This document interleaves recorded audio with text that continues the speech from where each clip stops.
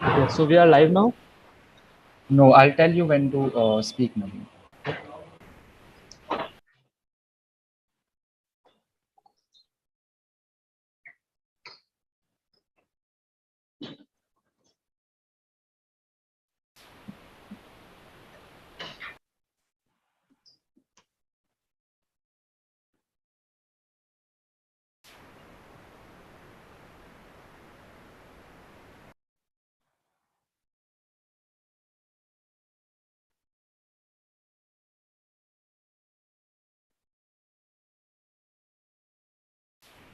Naveen, are you here?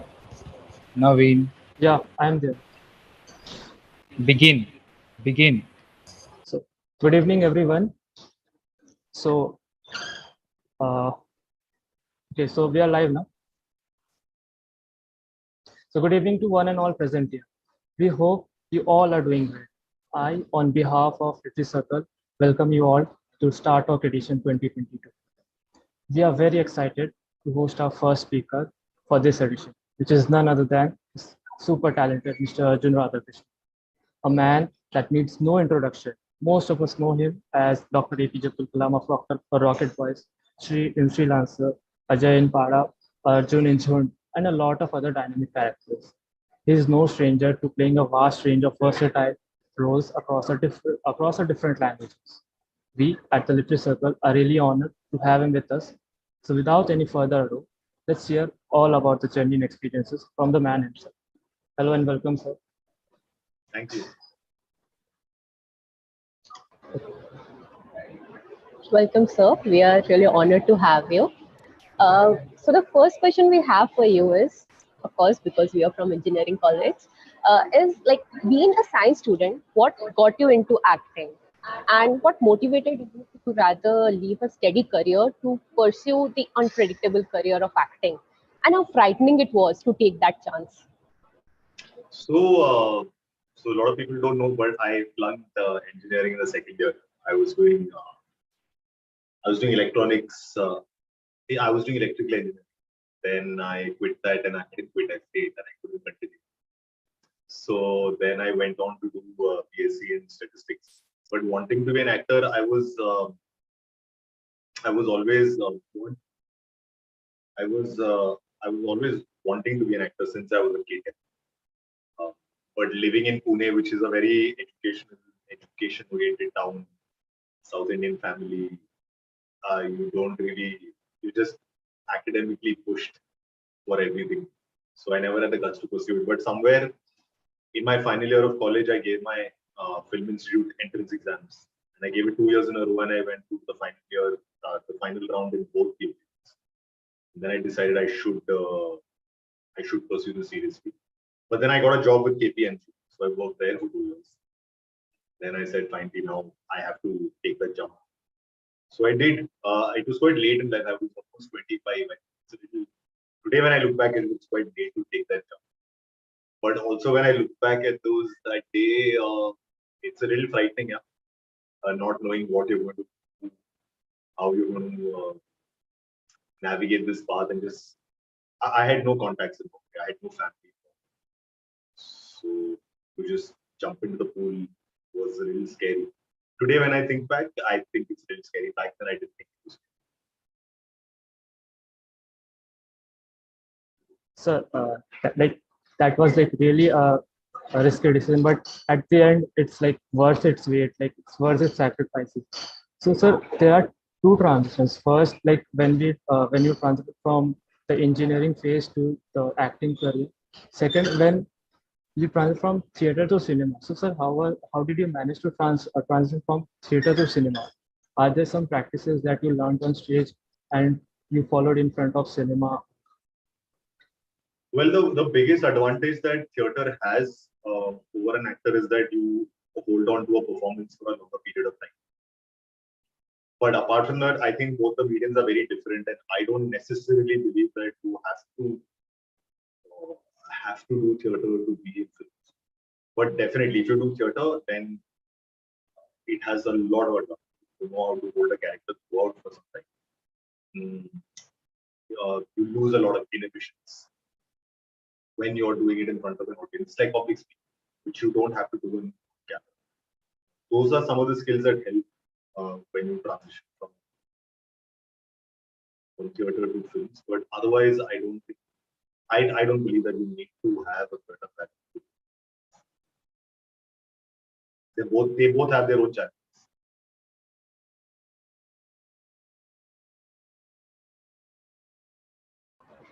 Yes, sir.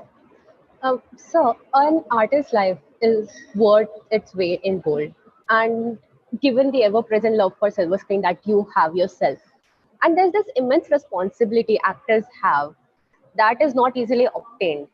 So, you, as being an experienced actor and having your fair share of experience with breakout roles, what do you feel about it? And how do you feel is the responsibility of these kind of breakout roles on actors? And the fear of not getting one for the same. Or responsibility as in, I don't understand. Responsibility with regards To the fact that you need to work hard enough to get that sort of breakout role. If you don't work, yeah, if you don't work, maybe you are not that great of an actor, which is always not true. Yeah, it's not, because I think a lot of it depends on luck. A lot of us really work really hard. A lot of us in elsewhere where the industry does. I think everyone wants a shot at cinema, and everyone works really hard. Yeah, I think it boils, a lot of it boils down. I've known that because I've been at it for like 10, 11 years audition. So by chance, when you crack an audition, I think I would attribute it to luck, because if I was working hard, then I should have got it much earlier. So yeah.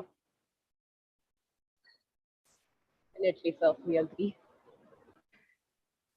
So that was a very good point of view. So, sir, it's acting or any something which we take, like it's an untraveled path. It's not a very orthodox career. So there are times when it gets frustrating for new actors to find new projects and wait patiently. So what advice will you give to the budding actors regarding the same? Oh, patience is of immense importance. Yeah. Oh, that only, I don't know how anybody can I can tell, please be patient, but it's not an easy thing, especially in a career like acting where you don't know who's going to give you that opportunity.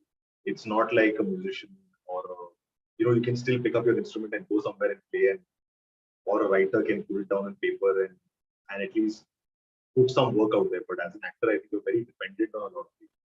So patience is of utmost importance, but that's a very general advice to give it. I hope people. It's also what phase that a person is going, or what kind of a circumstances that the person is going in his or her other areas of their life. Some people are not able to sustain. Some people can sustain with patience and grit and all of that. But it also boils down to what your circumstances in life are. It's not easy. It's very difficult to wait around to get an opportunity.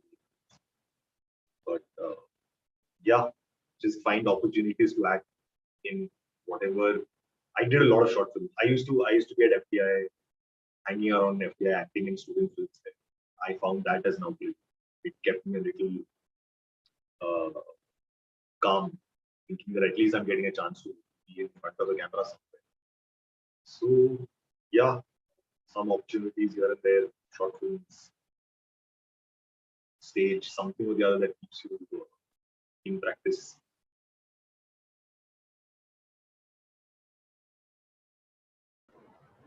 Definitely, sir. So I totally agree with your point when it comes to patience. And I think it's applicable to every art form, not only just acting. And so I think patience is also closely related to the saturation point any artist would have. I know you would get it. Like there's one point when you are like working, and you hit an all-time low. and you get saturated and you're not able to give your 100% even when you want to, and it feels terrible. I know that. And how do you overcome that personally, and what advice would you give to the younger generation in order to overcome that sort of saturation point? I haven't reached that point in my life, yeah, to be saturated. So I wouldn't know, but I understand. I've seen a lot of our favorite artists over the years in different fields go through that. I have no idea. I think it's I don't have an answer to that. That not experienced. But saturation can also be reached in a particular project that you're working. But that's I don't know. I don't know the answer to this. I really don't know. So I think that's an answer in itself. If you love your art form, you'll never hit that saturation point. I don't Because that's a know. great I've answer. seen some of my friends hit that also. But I think it's. I think I've seen a lot of them just take a step back, go do something else and come back, recharge themselves, because saturation can also be hit not only by continuously doing work, but also by continuously trying to pitch your work or trying to get some work. You can also reach a saturation point there. I think everyone just takes a step back. I'm sure as a student also you have your points. So, बहुत पढ़ाई कर लिया यार, बहुत exams दे लिए ना, want to go and have a holidays. So it's like even sports. I'm sure these sports don't play every day, day in and day. They might practice for a very long period of time, like take some time off to find that motivation. Sir, that was a really beautiful point of view, sir. So, sir, every project in itself is a challenge, and also auditions can be nerve-wracking, even for the seasoned actors. So, could you tell us about your experiences and what you learned from the same? Like, you have auditioned for a lot of roles. So, what were your experiences regarding these? Well, first when I used to start auditioning, used to go in with a lot of expectations. Yeah, this is my chance. Like I have to crack this. I have to. But I think over the years, when you start getting rejected, you feel like you go in with a lot more open mind. Ki, yeah, it's just another audition. They denge. You try to tell yourself that, but there'll be still that feeling where you want to crack an audition. But the best way to go into an audition is either you assume that. I think what really worked for me, although I've hardly cracked any audition, is that you go and thinking that you're going to perform, because mentally you'll always be feeling you want that role, you really want that. But if you can train yourself to go thinking कि मैं आज perform करने आ रहा हूँ, I think that it's easier said than done. इतना आसान नहीं है. To go through that whole expectation that this need कि यार भाई मुझे role they they. You can't really escape that. But it's something you can't escape it also. You have to do it every day. And it's very different for an actor because you get rejected 100 times in a year. You get rejected 200 times in a year for reasons which don't even make sense. Somebody can reject you just based on the way you look. You can have the best acting skills. So a rejection that an actor faces is can get very disheartening.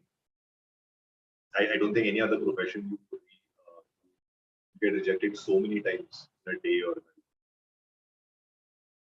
Little bit of thick skin helps, but then too much of a thick skin won't help, because then you also have to be a little bit vulnerable to be able to play your roles. So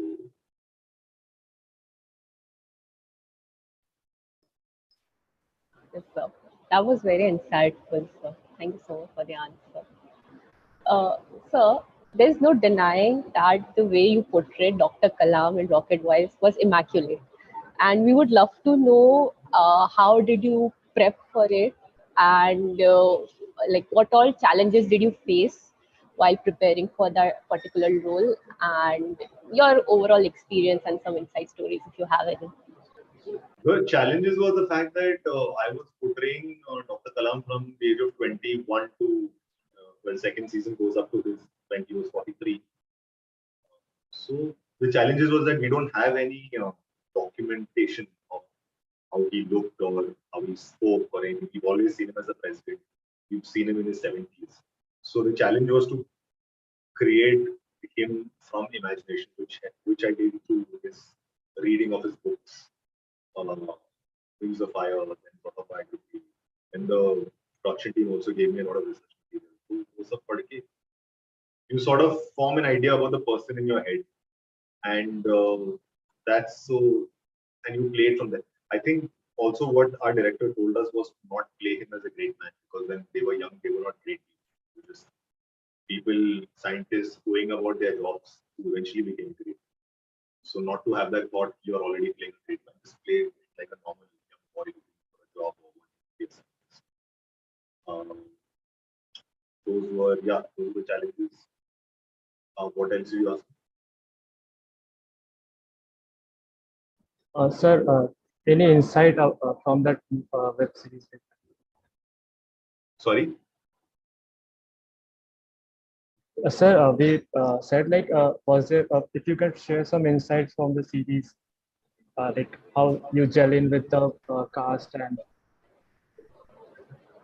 Inside from the series, so I have most of my scenes with Vikram Sarabhai. I think the first interesting phase of the series was when we did our costume trials. I think in when suddenly we went and did our hair and makeup. We had these look tests, and when that phase started, you suddenly started seeing these people you've seen in photographs. You suddenly see them in real life. That was a little strange, but also exciting. But the shoot was the start of the shoot was actually some bits of season 2, and we had to shoot that in Rajasthan. That was a good shoot, yeah, because we were shooting in the month of January, and सुबह जब हम लोग set पे पहुंचे, it used to be like almost 0 degrees, and then by afternoon it would be like 40 degrees. So the weather was crazy. But the shoot was really difficult because twice we stopped because of COVID. So you had COVID, then you started, then you stopped again because of COVID, and then you started again. So I think for me there was a lot of breaks in schedule. But the shoot was a lot of fun. The rocket launch scene we shot that in Alibag, which was again a lot of fun. It was so hot in November, which is usually not a very hot period of time. To shoot that on that beach with so many extras was nice. So that answers contained a lot of learnings for our audience. So, similar to Rocket Boys, you have performed a lot of serious roles. Like for the next one being the Pada from the Malayalam. So it is a social political movie based on true events. So when working on movies of such genres, how do you manage to stay true to the story as well as the art that unravels on the silver screen? Mainly when to draw a line between real and real art. So as far as that drawing that line, that is completely up to the makers, and I have nothing to do with that. But whether be it Pada or with Rocket Boys, I think we stayed true to almost everything that happened. There are few creative liberties here and there, but I think if you speak to people who are aware of like the reviews that we got for Pada were from, there are politicians who written to us and saying that we agree with what we've shown. We just heard the characterized way of Mr. Reddy, who really liked the film, and he agreed with everything that was shown. And even with Rocket Boys, I think a lot of people, by and large, the scientific community really gave us a thumbs up with what we've shown. So I think it's completely up to the makers how true they want to stay to it and how fearless you can be if you're showing something which is controversial or which is against the state. So yeah. Definitely, sir. And we feel if you are in anything creative, any art form, being fearless is like the primary goal. Without being fearless, you cannot give your 100% in any of the art form. Diction obviously plays a major role in acting, as we saw yours in Rocket Boys or Pada or all of your movies. Do you feel that your experience in starring in multilingual movies helped you with the same? And what did you do to get better at it? So I wasn't doing something which was completely unknown to me, because in Rocket Boys I'm playing with Dr. Kalam, and it wasn't very difficult to get the diction, because I am partly Tamil, so I could understand that diction. With Pada, again, I'm playing somebody. Well, the real life character was from Andhra, but the director changed it to a Maharashtrian because I'm from Maharashtra. So it was difficult to get the diction right, because after being on set for a few days, your accent becomes very normal. Like my Malayalam became very fluent. The director kept telling me to go back to speaking Malayalam, like how somebody is spoken by words. So that all that I think the director keeps in check. Yeah. Even for Rocket Boys, I think the director keeps the accent in check. But these are all languages that I have heard, or I've known, or I've grown up with. Not something which is very foreign. Definitely, sir. So, like you have mentioned a lot of time, you really seem to gelling well with your directors. And we, as someone who are outsider, we really don't know what goes on with actors and directors. So, can you throw some light on the relationship between actors and directors, and how this symbiotic relationship works well in order to get the output that we get on the silver screen? I think it's a relationship of trust. Yeah. It's a relationship where you have to have absolute trust in your director, because at the end of the day, it's his or her vision that you are a part of. I don't think as an actor you can take over and do what you want to do. You can definitely put your points across. This is what I feel the scene should be, or whatever. But ultimately, you have to surrender, because he's the captain of the ship. It's his vision. If you're not going to fit into that, you can do the greatest of acting, or you can perform the best way you can. But in the end, when you see the entire film together and you see, hey, this looks odd. Yeah, it looks odd because I don't think people follow it. So I think it's very important to have that faith in your director. So that was really insightful, sir. Like even if they ask you to jump from building, like you should give. Yes, sir. So, inspired by the incredible true story, Jhund is an inspiration that has created an everlasting impression in people's mind. So, was there any special preparation you took to perform the role of Arjun Radhakrishnan? And how would you differentiate between playing roles based on real people and fictional? Well, technically, Jhund, Pada, and Rocket Boys, I'm playing real life characters. But with Jhund, I didn't have to do a lot of prep, because I don't think we were like really. They're not both public figures, or Nagaraj didn't want us to play it like a biopic. I think he just took Vijay Vars's story and made it the way he wanted to, get the essence of the story. But with playing real life characters, it's like, I mean, I never met Mr. Reddy that I'm playing in Pada. I had to again rely on what the director had. So I was relying on whatever information he got from Dr. Reddy. And then you also leave things to your imagination and create something. So I think it's well, technically both these characters, Dr. Kalam and Dr. Reddy, are not really in public. The older Dr. Kalam is in public, but the younger Dr. Kalam, we don't know who or how he was. So that's a slight advantage that I have, where I could let my imagination do what I want to do.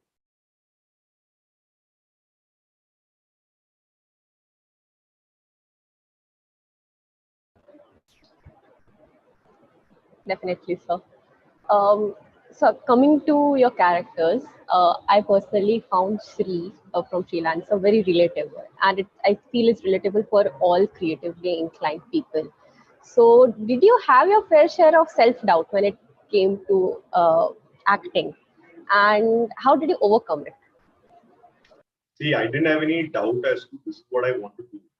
I mean, it took a lot of time for me to get work, but I don't think at any point I ever doubted that, yeah, is this worth the life that I want? That doubt was never there, fortunately.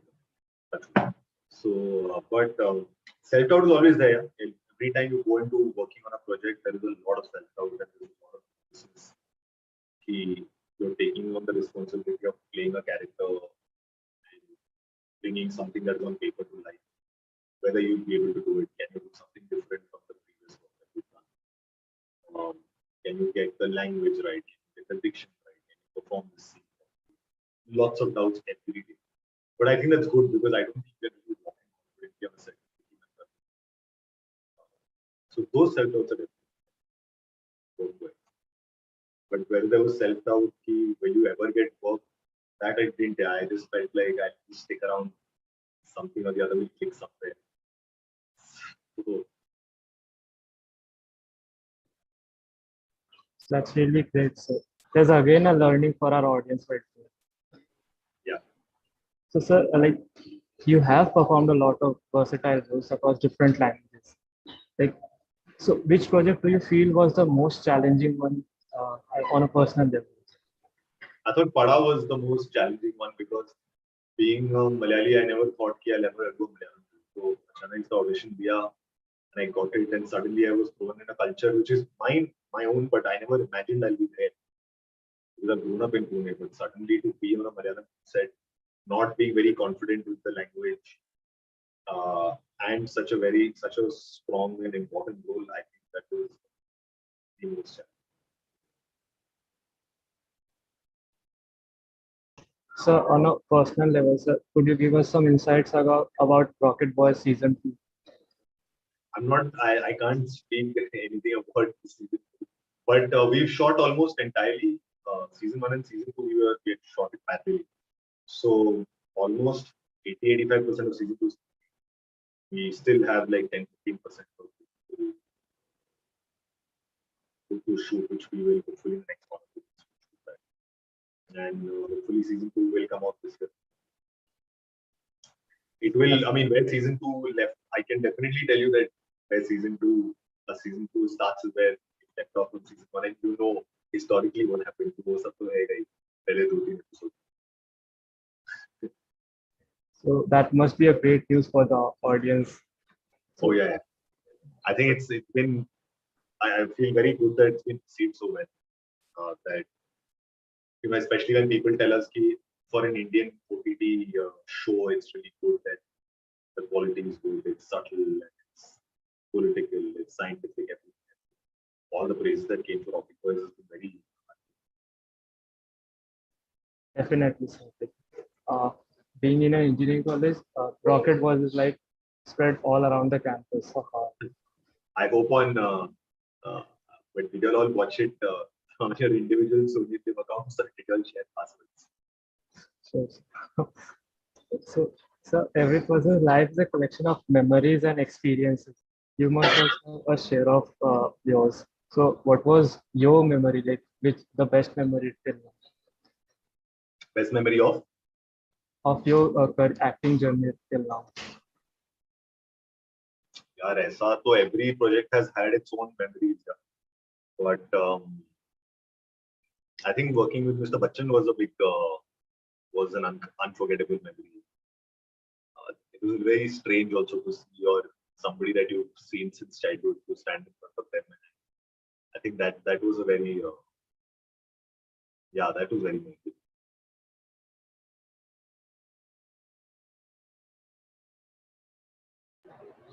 Definitely. So we all were that way. Working with Bachchan sir in itself is a dream of a lot of actors, and you got to do it.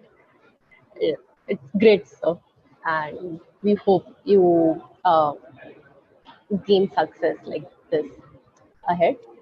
So, as science and engineering students, one of the most pertinent questions that we ask ourselves is how we aim to plan our futures. So, is there any plan as such for you? And if not, how would you picture your optimum state of success to be? I don't have any plans for the future. I think my whole acting journey has taught me not to plan anything. If anything, that's the one thing that I've learned the most, that there's no point in planning. It's absolutely useless to plan. And you define what's successful you are. Right? So the media, your friend circle, social media, everyone portrays what success should be, but I don't think you should fall for that. You should define for yourself what success means to you. Definitely, sir. So, but how would you define success for yourself? If I were to ask what Arjun sir would be looking at 5 years down the line, what would you describe I it to don't know. be? Yeah. I haven't thought like that at all. I don't know. I just feel very lucky and fortunate and satisfied. Lucky and fortunate that I got to be part of something like Rocket Boys and Pada, and satisfied that they've been received well by the audience, especially with Jhund and Pada. They were both done back in 2019, 2018, 2019. We kept waiting when the pandemic will get over, and both the directors wanted the films to release each other. So that was a long wait.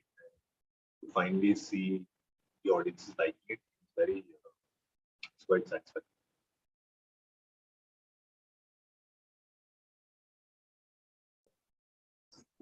Definitely, sir.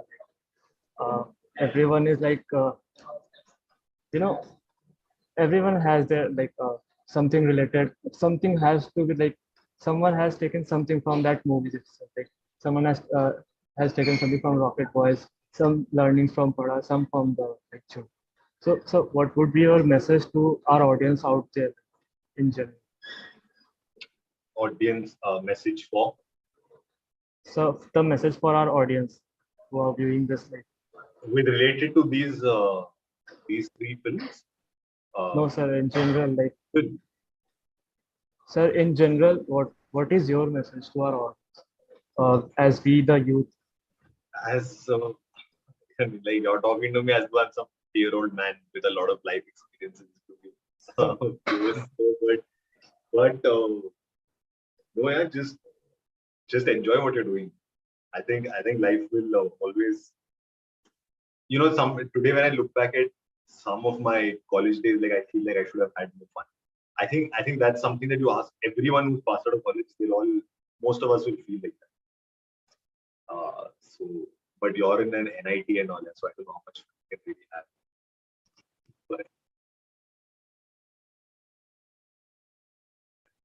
But yeah, just focus on your studies and work, and I think yeah, you'll be fine.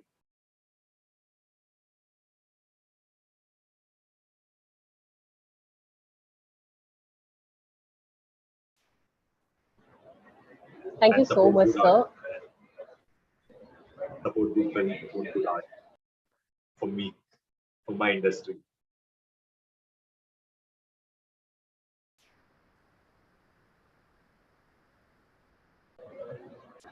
Definitely. Thank you so much, sir. Sir, it was great to see how you channeled your turbulence in such a beautiful way and how you shared your incredible journey with us. Uh, with this, I would like to mention that Arjun sir has a place in our hearts and he continues to enthrall us with his unique portrayal of role. It takes immense courage to break barriers of ordinary, and we hope Arjun sir could ignite that spark in all of us. Thank you so much, sir, for joining us for StarTalk 2022, a part of Verve 17. And we hope you gain the success that you have been achieving since now and you reach the new heights. Thank you so much, sir, for joining us. Thank you guys and all the best for work. Have fun. I hope it's a great event for the next 3 days, right? Yes, sir. Thank you. Thank you for having me.